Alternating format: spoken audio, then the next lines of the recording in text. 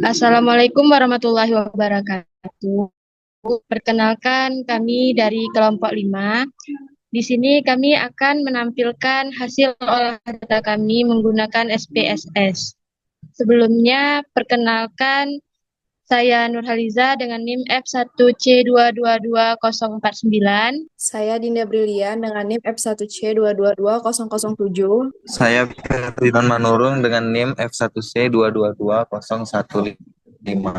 Saya Isparwal Kibo Sarawa Israel dengan NIM F1C222032. Saya Raro Agramadani dengan NIM F1C221056. Bisa dilihat bentuk tampilan dari data yang kami gunakan. Yang pertama itu ada diskon. Diskon itu ada D1, D2, dan D3.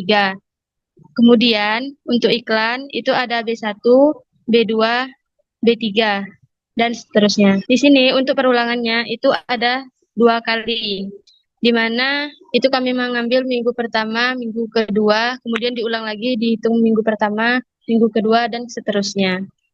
Untuk penjualan, itu yang pertama ada jumlahnya 1, 3, 2, 3, 4, 2, 3, 4, 3, 4, 3, dan 2. Nah, selanjutnya data ini akan dijalankan. Setelah dijalankan, didapatlah hasil pada layar berikut yang akan dijelaskan oleh teman-teman saya, pertama oleh Kak Rara. Itu diskonnya tadi kan ada D1, D2, D3, iklannya B1, B2, B3, ulangan 1, 2. Untuk nilai N-nya itu ada 4, 4, 4, 4, 4, dan 6, 6. Kita masuk di bagian test of between subject effects. Nah, di sini kami menggunakan variabel terikatnya itu, yaitu penjualan, atau dependent variabelnya itu penjualan.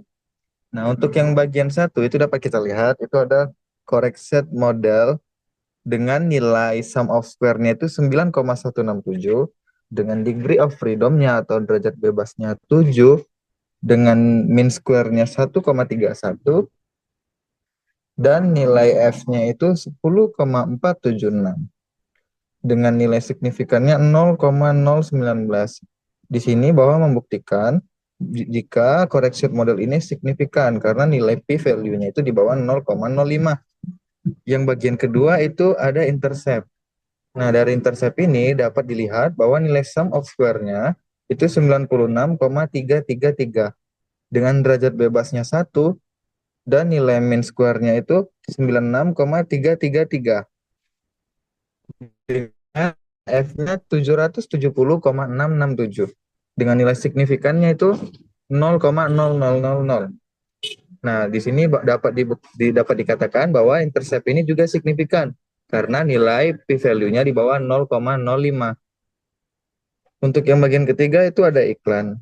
Nilai dari sum of square iklannya itu adalah 2,423 dengan derajat bebasnya 2 dan nilai mean square-nya itu 1,212. Untuk nilai F-nya itu 9,692 dan nilai signifikannya itu 0,029, yang berarti di bagian iklan ini juga signifikan karena nilai p-value-nya itu di bawah 0,05. Lanjut di bagian diskon, di sini dapat kita lihat bahwa nilai sum of square-nya itu 3,5 dengan derajat bebasnya 2 dan mean square-nya itu 1,75 dengan nilai F-nya itu 14 dan nilai signifikannya itu 0,016. Nah, di sini juga dapat dilihat bahwa diskon itu signifikan karena nilai p-value-nya di bawah 0,05 yaitu 0,016. Lanjut untuk yang kelima itu ada iklan dikali dengan ulangan. Nah, di sini dapat nilai sum of square-nya itu 3,967 dengan derajat bebasnya 3 dan nilai mean square-nya itu 1,322 dengan nilai F-nya itu 10,578 dan nilai signifikannya itu 0,023, yang berarti ini juga signifikan karena nilai p-value-nya itu 0,05. Oke, lanjut di bagian error, itu dapat dari nilai sum of square-nya itu sebesar 0,5 dengan derajat bebasnya 4 dan mean square-nya itu 0,125. Dan untuk totalnya, total dari sum of square itu 106. Oke, 106. Dengan derajat bebasnya itu 12, dengan correction totalnya itu 9,667 dengan derajat bebasnya 11. Nah, dari tabel test of between subject effect ini didapatlah nilai R square-nya itu 0,948 atau dapat dikatakan bahwa model ini dapat digunakan untuk merumuskan dari penjualan ini.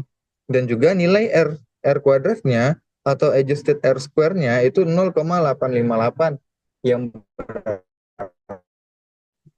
model ini menjelaskan sebesar 85% untuk penjualan ini dengan 0,15% sisanya itu dipengaruhi oleh faktor lain.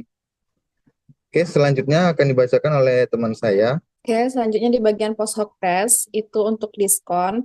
Jadi dapat kita lihat bahwa untuk kelompok diskon D1 itu memiliki rata-rata penjualan yang secara sistematiknya itu berbeda dari D2 dan D3. Dan untuk diskon D2 dan D3 itu termasuk dalam subset yang sama sehingga tidak ada perbedaan yang signifikan di antara mereka dalam hal rata-rata penjualan. Nah, di sini bisa dilihat bahwa istilah kesalahannya itu atau mean square-nya itu bernilai 0,125 dan menggunakan ukuran sampel rata-rata harmoniknya itu 4,000 dan alfa 0,05. Selanjutnya, bagian post hoc test untuk iklan akan dibacakan oleh Oki.